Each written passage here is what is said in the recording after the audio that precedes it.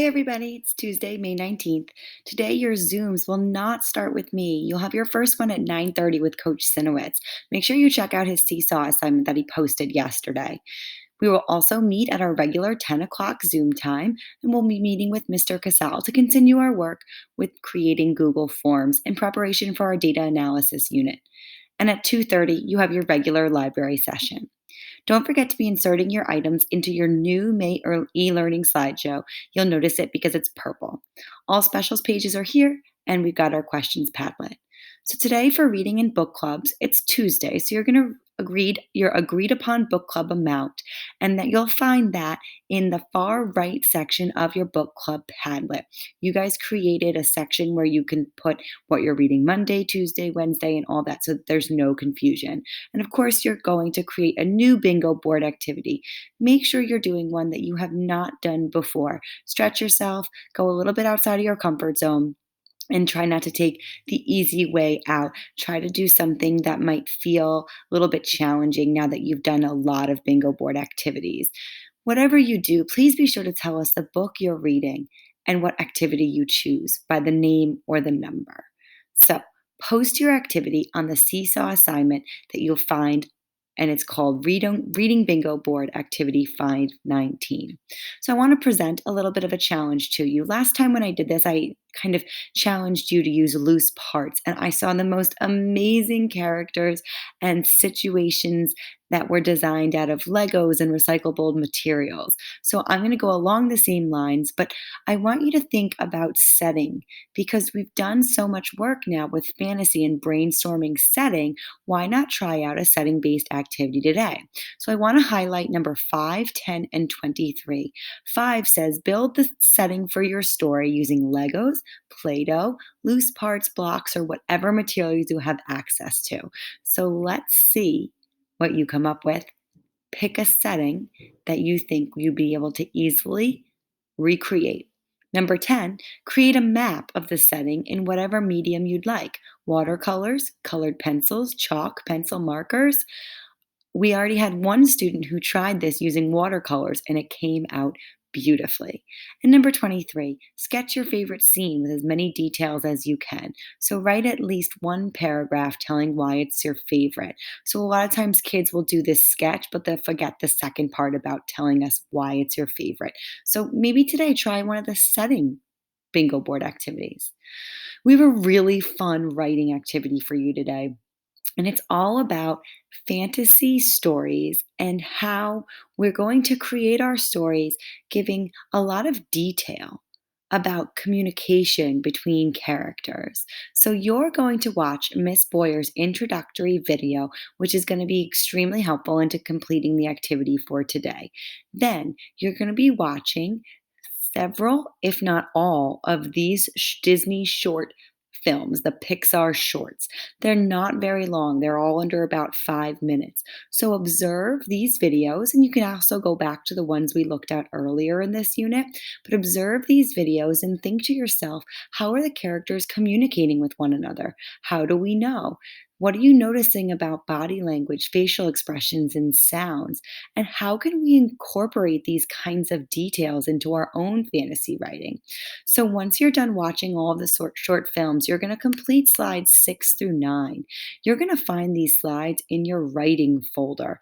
So when we go to it and it loads, you're going to go to slide 6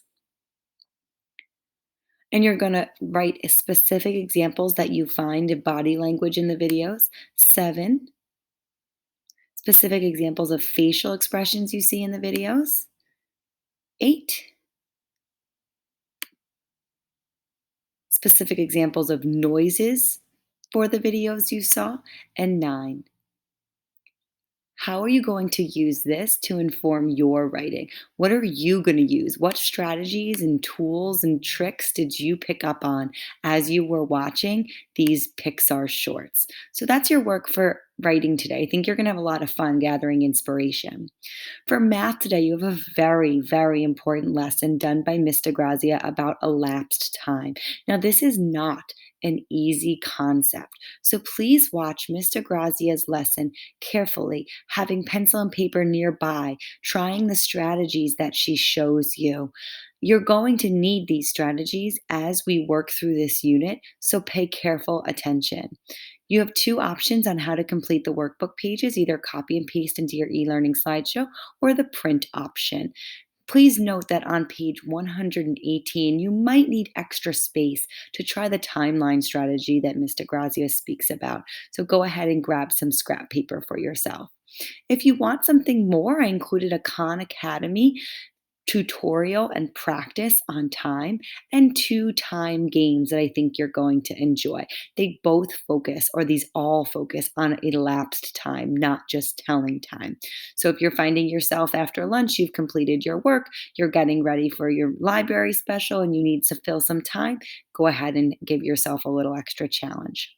My lesson today in social studies is all about primary sources that have to do with ourselves. So, you're going to begin a little project called All About Me.